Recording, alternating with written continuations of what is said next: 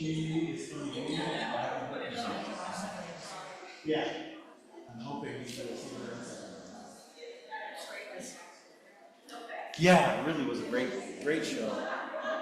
Terrific people.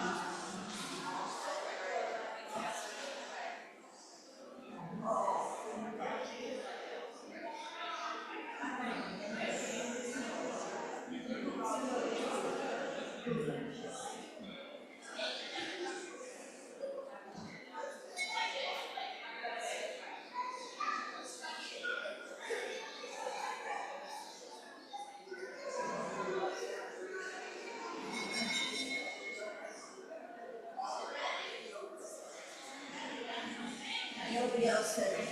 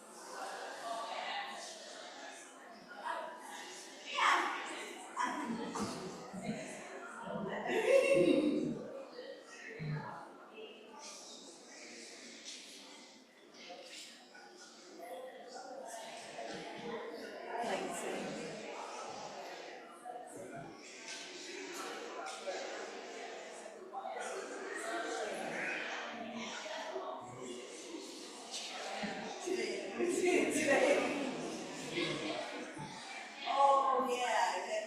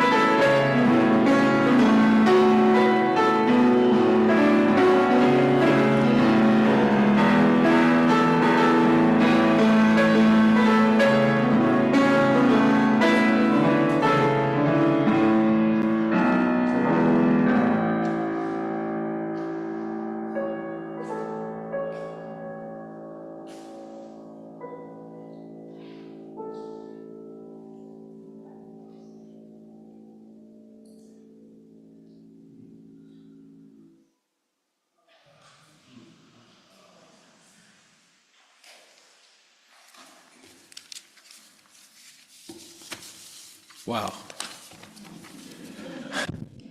Well, good morning. I'm Jim Peters, a member of the worship committee. My pronouns are he and him, and it is my pleasure to welcome one and all to this online and in-person multi-generational service of the Unitarian Society of New Haven. Wherever you are in your journey to find meaning and connection and support in this world, know that you are welcome here. If you're new to this community, a special welcome to you and an invitation to stay after the service for refreshments and fellowship in our social hall. There's a connection team table there where if you're interested, you can learn more about USNH and Unitarian Universalism. Friends, each Sunday we like to remind the community that while ours is a free faith, keeping this organization thriving and forward-oriented requires our collective energy, commitment, and generosity. Ushers will be present at the back of the hall following the service to receive donations. Also, you can refer to the order of service for other ways to support USNH. In whatever ways your generosity is shared, please know it is received with sincere appreciation. A few reminders. These first pews over here to my right are reserved for those wearing masks. In all other spaces here, masks are welcomed but not required. There are sound assisting devices in the back of the sanctuary if you'd like to use one. The social hall is also wired for sound should you need to leave the sanctuary. And please see that your electronic devices are safely placed into worship mode for the coming hour. Now just a few announcements. First, after today's service, please join Arjuna Greist and Jenna Mottmans in the library for a conversation about the book authentic selves, celebrating trans and non-binary people and their families. It's essential for UUs to show up in loving support of our trans, non-binary siblings these days, and you can start with this book discussion from 12 to 2. If you are interested in an orientation toward our shared values and life here at USNH, please reach out to Connections Coordinator and Libby. We'll be holding our next New to USNH gathering on April 12th, and we want to make sure that everyone who's interested gets an invitation. And save the date for the stewardship party, Saturday, March 29th from 5 to 7:30 p.m. Let's gather here, connect, and celebrate our shared commitment to this community. And one final announcement from the Humanist Association. There's going to be their monthly meeting on March 17th, on Monday, from 6:30 to 9. We'll discuss IRIS and the federal funding cuts and the implications for that organization. Please come and hear what's happening, and if you have more questions about that, you can see Carol Settle in the social hall after the service. Our service now continues with our call to worship.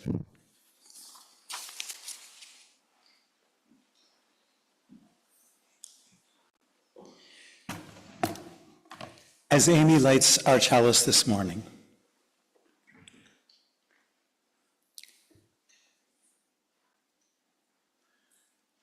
the chalice is lit. Gathered faces here, now aglow. One among you might whisper, "May this flame bring stillness." Another among you might exhale and say, "May it bring peace." From the corner of the room, someone else might say, "The flame to me is love." As if in reply from the opposite wall, a voice might ring out, "Justice is what rises in sacred fire." Still another among you might see that it is yet unachieved, all that is yet unachieved, floating in the pool of wax as potential energy, unrealized but warming. Each of us gathered here feels the same warmth, finds some kind of sanctuary in this space. But the blessing of community is in discovering, in sharing the myriad coexisting realities that this chalice flame might bring to light.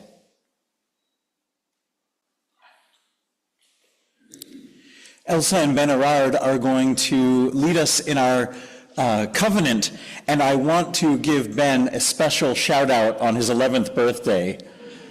Happy birthday, Ben. And they are going to lead the covenant. Ben's birthday was Friday, the 14th. So happy Pi Day also. Covenant lies at the center of how Unitarian Universalists gather in community. We are united not by a particular set of beliefs, but by the promises we make about how we will be together, how we will treat each other, and how we will seek to mend relationships when we fall short of our aspirations. Each week, we will recite together a brief version of our covenant. I encourage you to read the full covenant on our website while the following words express our intentions in writing. Our true covenant lives and breathes in our actions. Please join us now in reciting the words that appear in your order of service or in the chat on the live stream. We covenant together to create and nurture a culture of respect and kindness, and to engage in the spiritual and everyday practice of loving more generously. To this end, we will strive to be open, value differences, listen deeply, use kind language, speak our truths, work with conflict, seek humor and joy.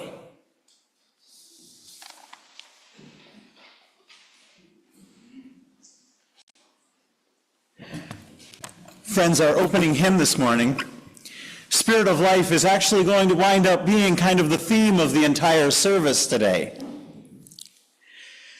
As we rise in body or spirit and to sing, I'm going to invite anyone among you who is carrying a great joy in your heart today to come forward and to light a candle. And any of you who are carrying a sorrow, a worry, something that is weighing on you, to come forward and to place a stone or a shell into the water so that this community may be like the water and lighten the weight of that load. Please now at this time rise in body or spirit and sing Spirit of Life and come forward with your joys and sorrows.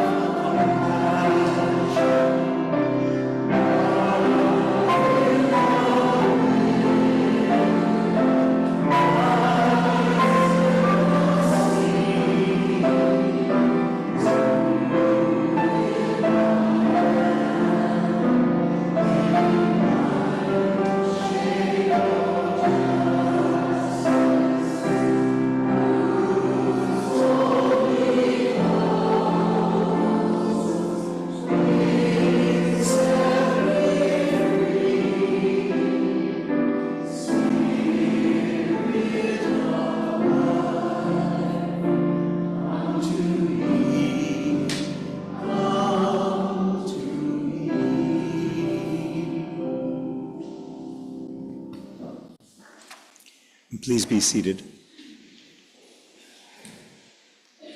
In a fall 2007 article in the magazine UU World, author Kimberly French wrote the following about the song that we just sang, Spirit of Life.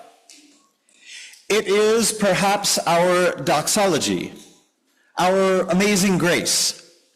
Many congregations sing it every Sunday, or at least enough to know the words by heart.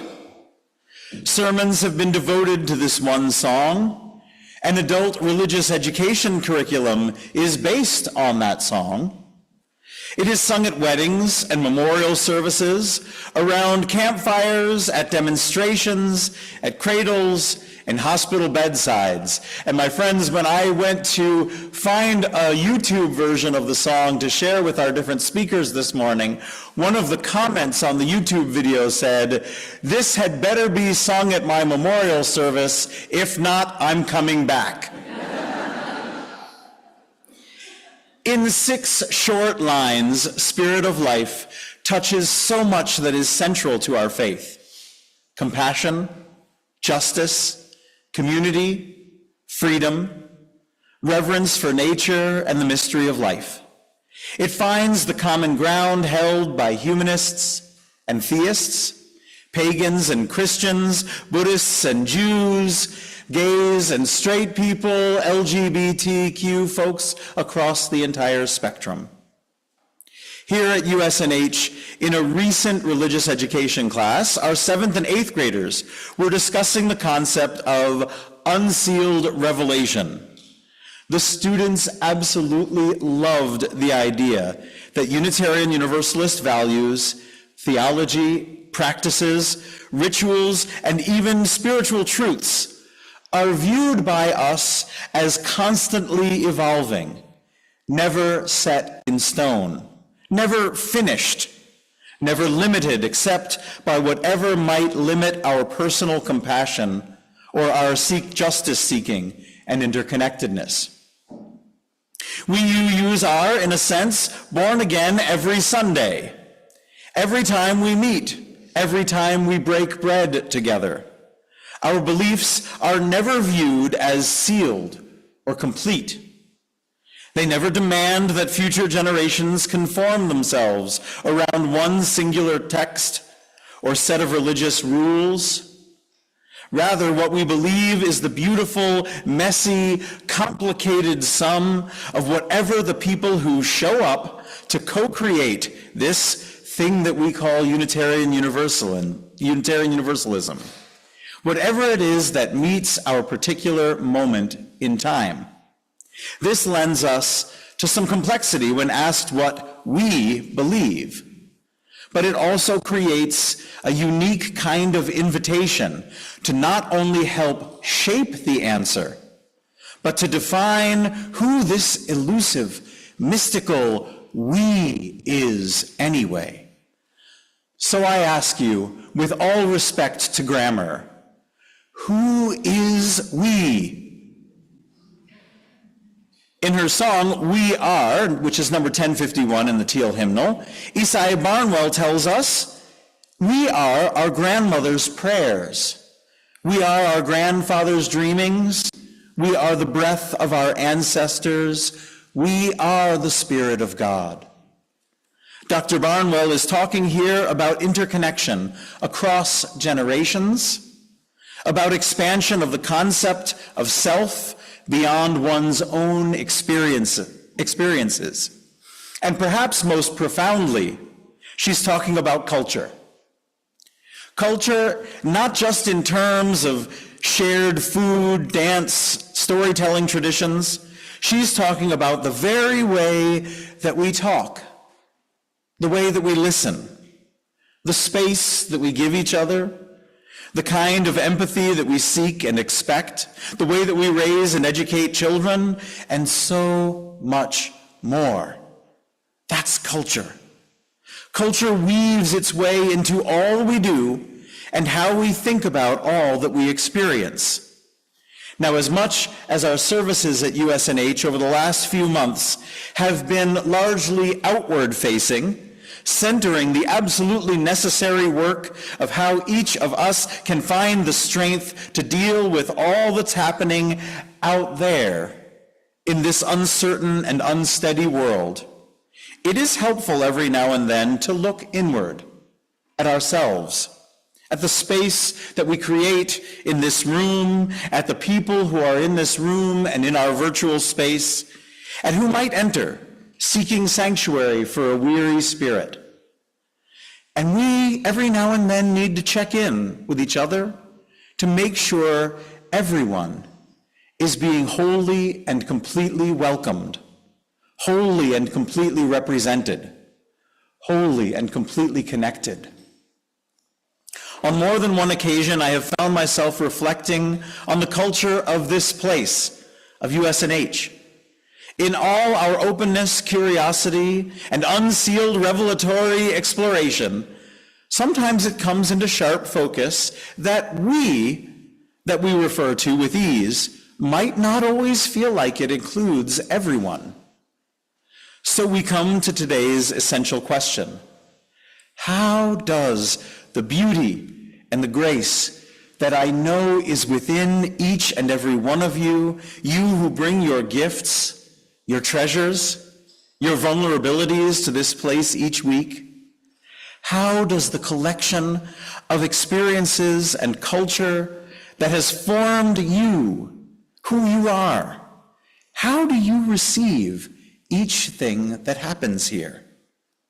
I imagine that each ritual, each stone placed in water, each set of words, each piece of music falls into your perception, your understanding, in a unique way that is uniquely yours. And it might be different from how others perceive these elements of our services and our time being together. That's to be expected. But how can we compassionately talk about these differences? How do we train ourselves to recognize the subtle, individual, sacred other in each other, while continuing to aim for a unifying, transcendent, beloved community? My suggestion for this morning is that we start with that song that we just sang, Spirit of Life. When it is sung in all those services and weddings and funerals and workshops, does it hit us all the same way? Let's find out. I have asked this morning 6 USNH members with 6 stunningly beautiful, diverse life stories to reflect on the words and music of this simple musical prayer, and to tell us how it hits them through the prism of their own cultural lens. After a moment of shared quiet reflection, I will read the words one more time, and then we'll begin with Jim Peters. Let us now share a moment of silence together.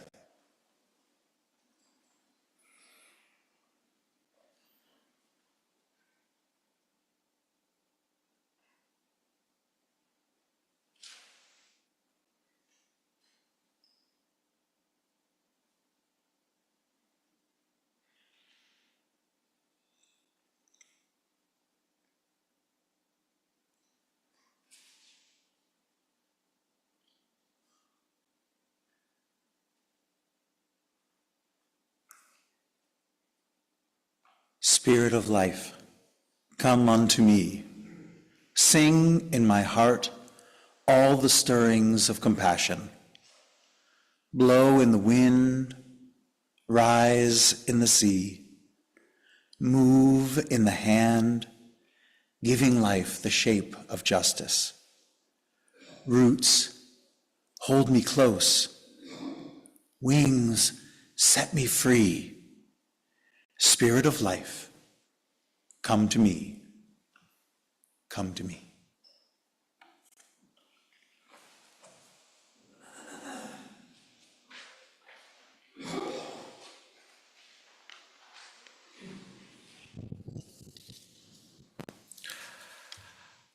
So my Spirit of Life reflection begins back in the fall of 1969 on Glen Parkway in Hamden in front of Spring Glen Church, when 9-year-old fourth grader Jamie Peters was fretting about an assignment I'd gotten from my social studies teacher, Mrs. Cole, at Spring Glen School just down the street on Whitney Avenue.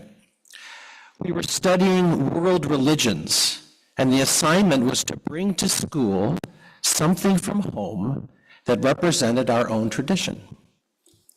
The day before, I had complained about this to my best friend, Malcolm Smith, whose father was a minister, so he was not struggling with the assignment.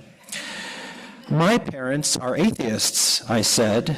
I think I'm an atheist. What can I possibly bring to school tomorrow? Don't worry about it, Malcolm said in his usual reassuring tone. I have an idea. And sure enough, the next day, Malcolm met me at the corner of Glen Parkway and Whitney Avenue and handed me a small package which contained this. For those in the back, it's a campaign button, except it's blank. This is actually a copy of the original one. It was 56 years ago. But I still remember that moment when I opened the box and saw this and said to Malcolm, wow, thank you. This could work. Oh, or not. You know, to be honest, I remember nothing about the actual class Malcolm's gift was intended for. But what I do remember is this: that plain button somehow prompted me to reframe my identity as an atheist, or at least my 9-year-old conception of it. I had always framed it negatively. I was not religious. I did not believe in God. I don't go to church. But, and I can't say I fully understand it to this day, that button made me wonder about what I did believe in rather than what I didn't.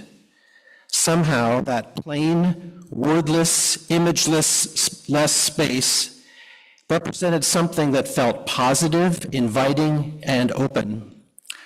Like George Surratt says at the very beginning and then at the very end of Stephen Sondheim's Sunday in the Park with George, a blank page or canvas, his favorite, so many possibilities. In the coming years, I would go with Malcolm down to Battelle Chapel at Yale, where I was eventually baptized into the Congregational tradition, and later my journey took an Episcopal turn for a while. But I don't think I really found my home until I started coming here. Because I was raised how I was raised, I think the covenantal life is the life for me.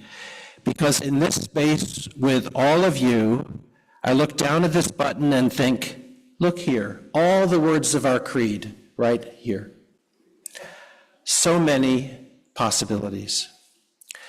And when I think about the Unitarian Universalist culture in general, or the culture here at USNH specifically, I keep coming back to the strength that emerges not from telling each other what to believe, but encouraging us to look within while staying so connected to each other.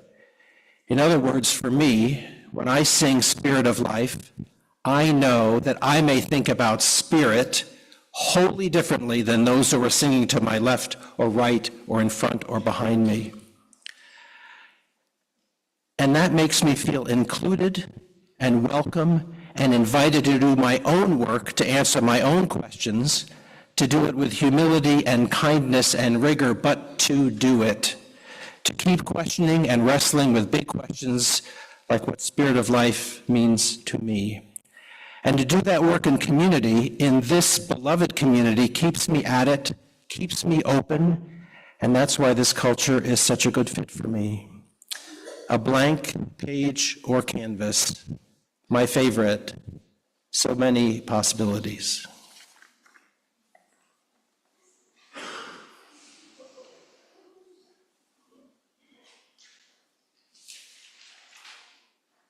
And now I invite Frida Ms. Deu up for her reflection.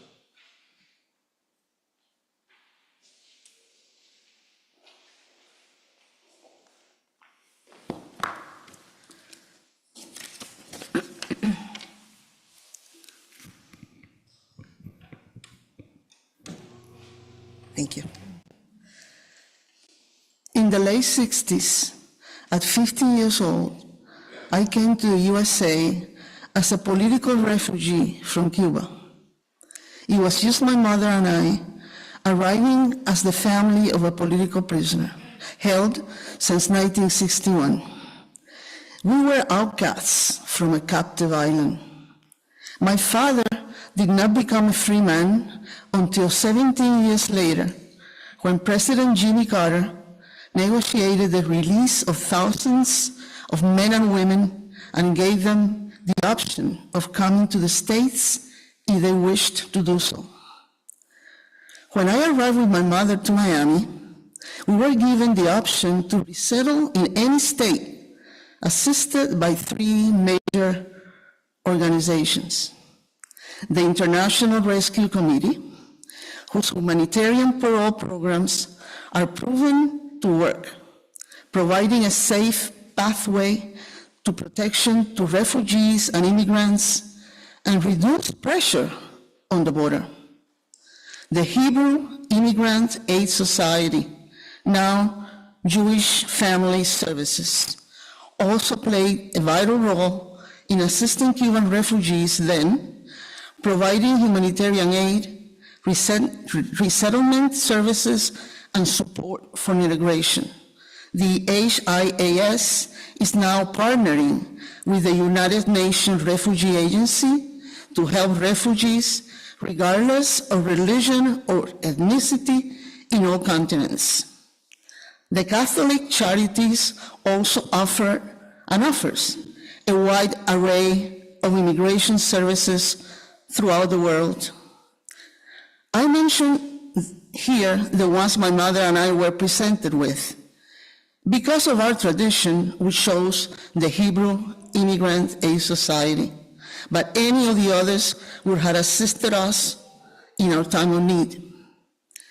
In our own backyard, here in New Haven, IRIS, Integrated Refugee and Immigrant Services, has been and is a model for how to help refugees and immigrants regain hope, establish new lives, and contribute to the vitality of Connecticut communities. Every day when I wake up, nowadays, I send thoughts of gratitude and love to those that keep their mission intact, despite the current animosity of some. And with those thoughts of gratitude and love, I also fervently ask, Spirit of life, come to me, come to me.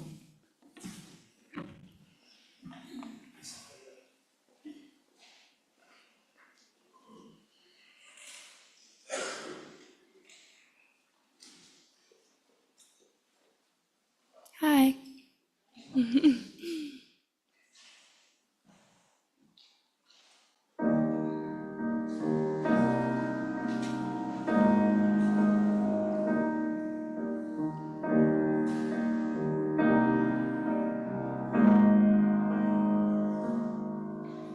When it rains, it pours, but you didn't even notice. It ain't raining anymore.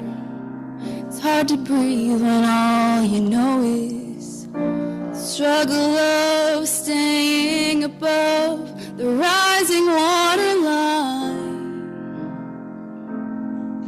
Well, the sky is finally open, the rain and wind stop blowing, but you're stuck out in the same old storm again. You hold tight to your umbrella, darling, I'm just trying to tell you that there's always been a rainbow hanging over your head.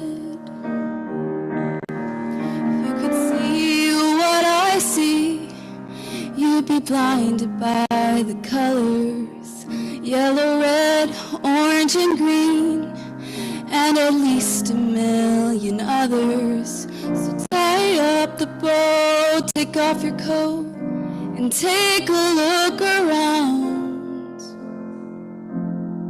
'Cause the sky is finally open, the rain and wind stop blowing, 'cause you're stuck out in the same old storm again. You hold tight to your umbrella, darling, I'm just trying to tell you that there's always been a rainbow hanging over your head.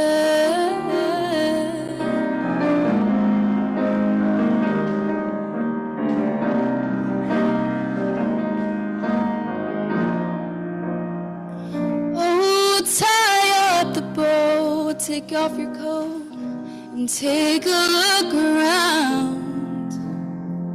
Everything is alright now, 'cause the sky is finally open, the rain and wind stop blowing, but you're stuck out in the same old storm again.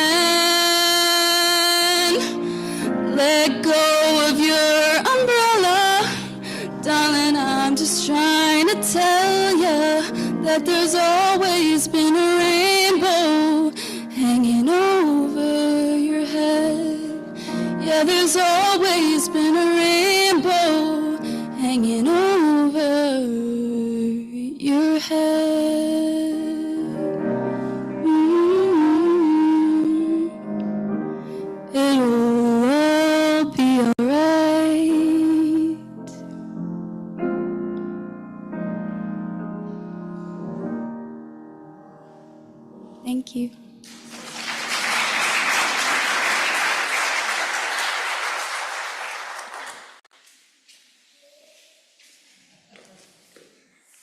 Thank you, Charlotte. I love Casey Musgraves. I have her new album, Deeper Well, in my car right now. There we go. My name is Reverend Stephen Kendrick. My pronouns, somewhat painfully, as I articulated a year and a half ago, he, his, and hims. I want to say a special word of astonishment and happiness that Bjorn and Barbara with us. Barbara broke her hip like 2 weeks ago. And I think the word is infatigable, and we're so happy you're here. I'm reading the words David Skaggs left us. David is gone to be with his brother in England, and he flew out yesterday. But he left these words, and I'm happy to share them. A cultural lens is simply the unique perspective each of us forms due to the cultural conditioning we receive from our groups. In other words, it is the inevitable result of living in an environment, absorbing the culture and accepting it as ours. I lived in England until I was 33 years old, and I believe my cultural perspective has not changed all that much in the 50 years I've lived in the U.S. since then. Some people I know say I'm more grumpy and critical now, so there's that. Oh, surely not, David. As a child in England growing up during and after World War II, my home life was nurturing, but quite strict, and I learned the importance of respect for my elders and betters. Webster says, plural noun, chiefly British, people who are older and more important, you should respect your elders and betters. Well, I learned chivalry, always give up your seat or open the door for a lady or an elderly person. I attended the local Anglican church where I sang in the choir, and I learned to love church music, hymns, and anthems. I believed in the Trinity and was confirmed in the Anglican faith. In college, my roommate was a devoted Catholic, and we had many hours of discussion about faith. And the more I examined my own thoughts, the less belief in one God made sense. And after I finished college, I fluctuated between agnosticism and atheism, and now I call myself an atheist. And although I'm an engineer at heart, I also study the mechanisms of breathing in humanity and animals as a neurophysiologist. This gave me a respect for all forms of life and an abhorrence of cruelty and injustice in all forms. Well, how does this impact my response to the words of hymn 121? For a start, I don't know what spirit of life means. There's no engineering definition. I don't know what roots or wings we're talking about here, and so I'm tempted to say that I don't have a response. But I'd be lying, though. It's just the opposite. I know what compassion means. I know what justice means. Both have enormous importance to me, and thinking about the words can bring me close to tears. I've never been psychoanalyzed, and it would take many hours to uncover the underlying reasons why these words evoke a strong response, but I'll try. I know that for me, and probably for others, memories and associated feelings are intertwined. Recalling memories often brings back the feelings that went with them when they were laid down, even if they were experienced many years back. It's a long story, but the hardest part of leaving England was leaving my 5-year-old daughter, not knowing when I would see her again. I was leaving my home and my friends. It wasn't fair and a huge injustice. But on the other hand, it worked out fine. It led to a new, rich life. So I love this hymn because it brings back the memories and invokes all these terrible, sad feelings, but includes also the hope of recovery. I've always been fascinated by the power of words to evoke feelings. I've collected the speeches of Churchill, Martin Luther King Jr., and John F. Kennedy. The words of the hymn are extraordinarily powerful. And there are other things from my cultural home that resonate too. England, as an island, features widely in literature and the arts, being so surrounded by the sea. It has special significance. The weather, with wind and rain, also seems to be something that characterizes for me the old country. So, if there is a spirit of life, and maybe there is, I do want it to come to me and to bring with it all the other things that the song asks for. Thank you for those words, David. I invite forward Claire. And now I have the happy reason to go sit with Liz.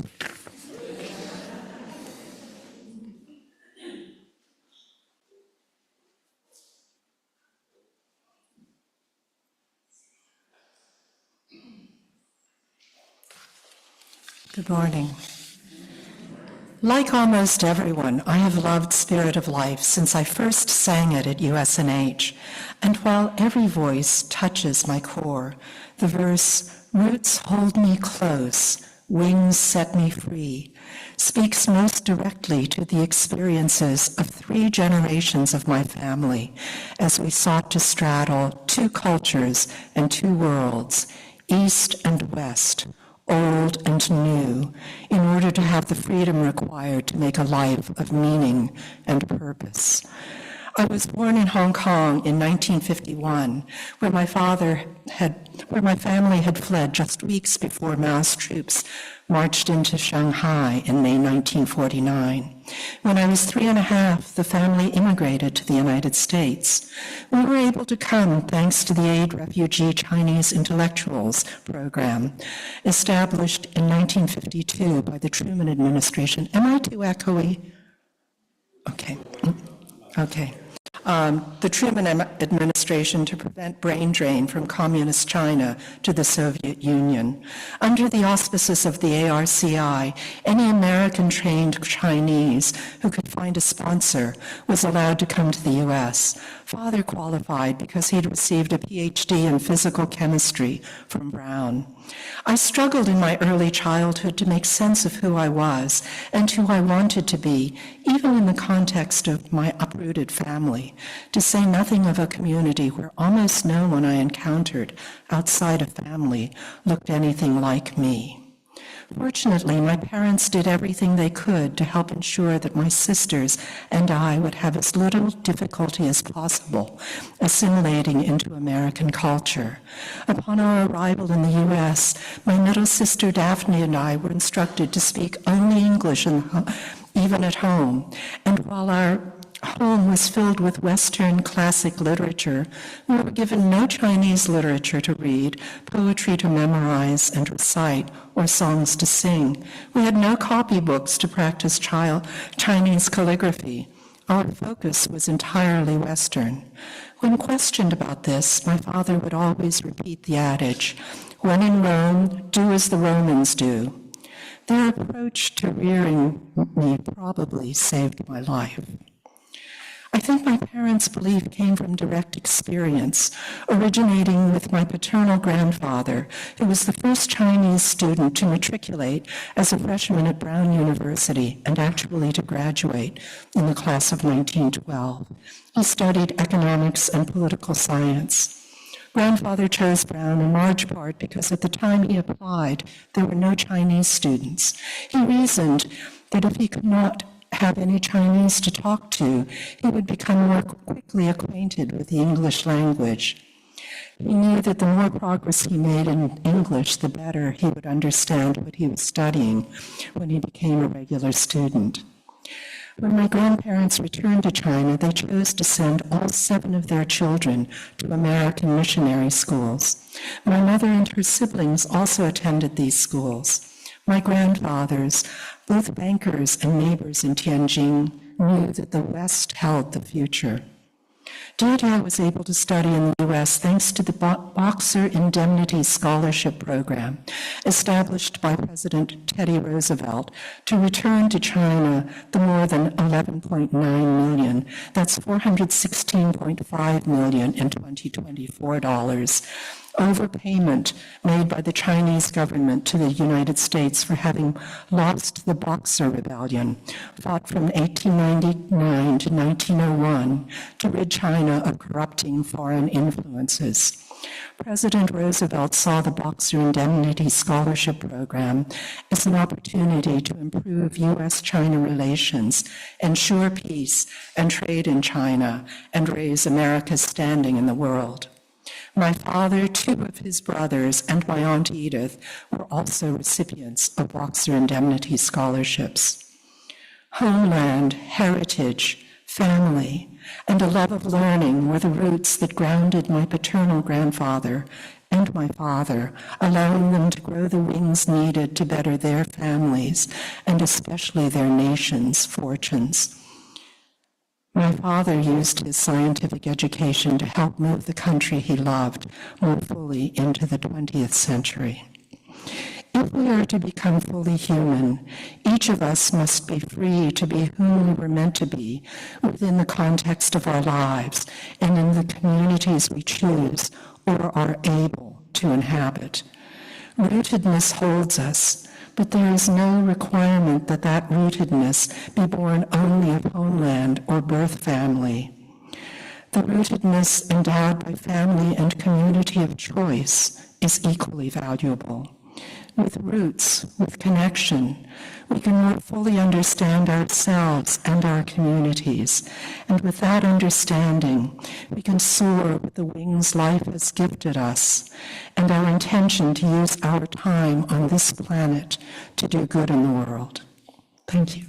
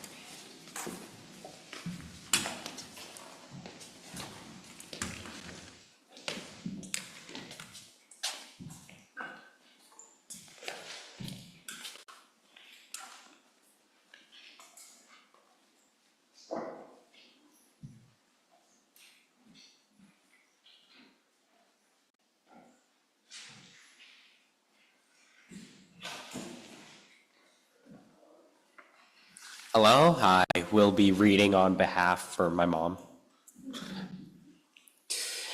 Growing up as I did in the rural north of Costa Rica, the spirit of life was abundant in everything.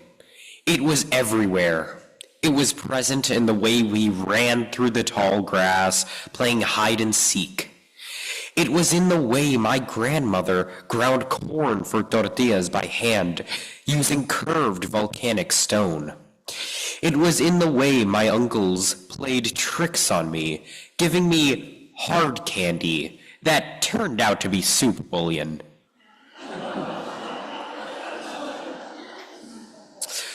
It's a strange memory, but one which brings abundant laughter now. The spirit of life is with me here in the form of my sons, in the form of the work I do, the tortillas I now form with my own calloused hands. It comes in the form of anyone and everyone who recognizes the suffering of another and takes the time to help them heal. So, when I hear the words of the song Spirit of Life, I hear a great beauty, poetry, and calming music. But something is fundamentally missing. Where is the we? The way I grew up, there is no such thing as come to me, because there is no me without family, friends, and community. Latinos speak of el pueblo, which literally means village or town. However, its practical usage refers more to the interconnectedness and even interdependence of caring people, people who share culture, vision, and desire for a peaceful life. I am el pueblo, and el pueblo is me. I know that Spirit of Life is not the theme song of Unitarian Universalism, because we talk about community all the time, and that is so important. The line about roots hold me close, wings set me free is a funny one, because to me, roots are about everyone, blood family or not, who I have learned from, cared for, or received care from. I am also not really moved by the idea of wings setting me free, because I'm not a traveler. I'm a homebody. I like to stay in one place, so for me, roots hold me close, and also, roots set me free. I think if I could rewrite one line in the song, I'd love to hear us sing, Spirit of Life, come to we, come to we.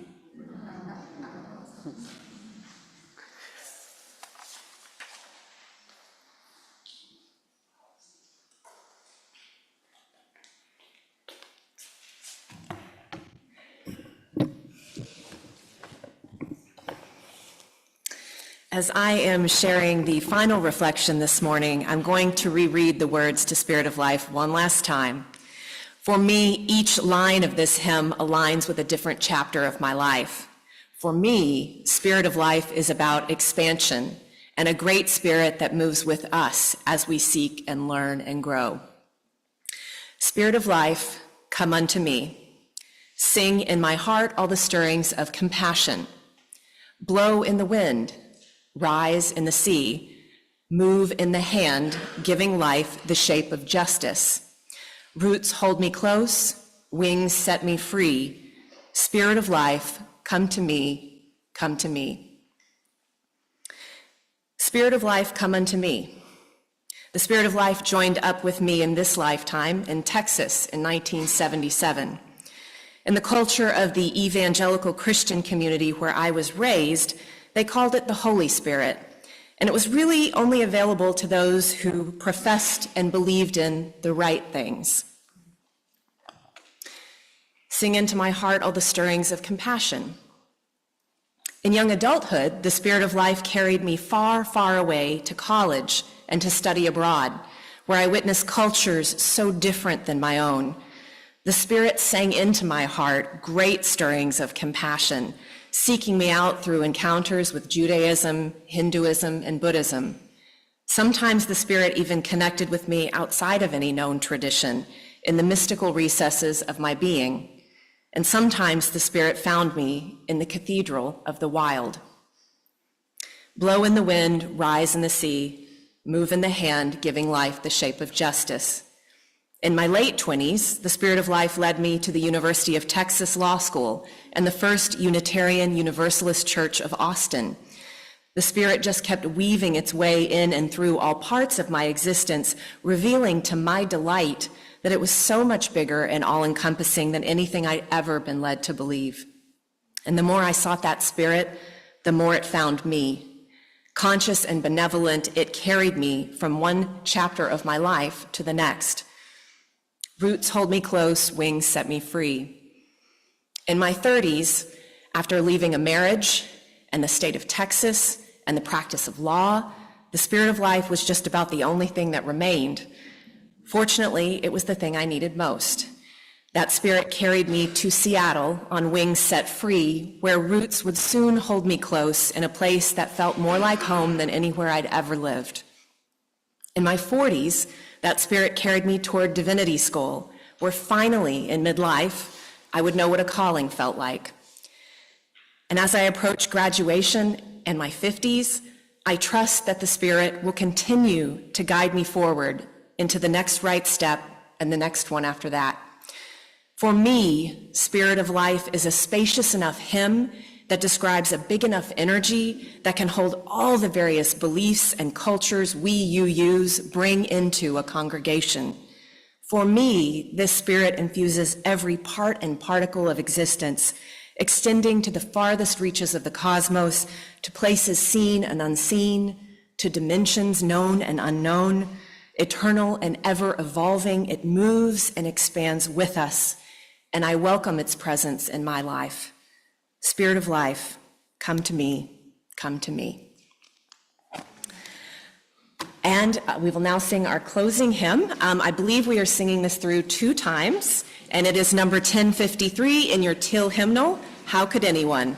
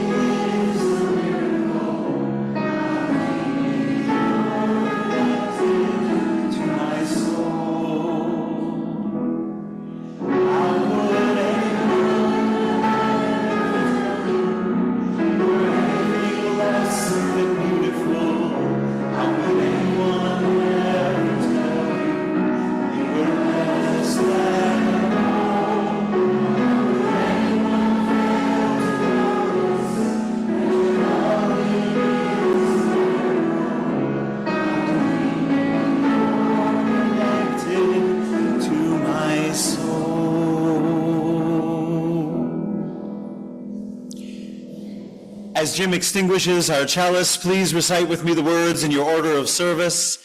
We extinguish this flame, but not the light of truth, the warmth of community, or the fire of commitment.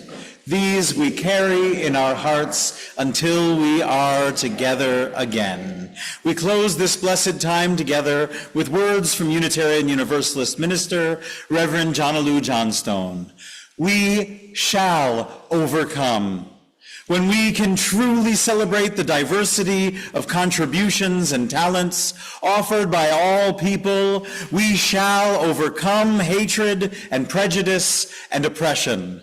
When we can truly extend our hands to one another in loving acceptance, we shall overcome the past that haunts us now.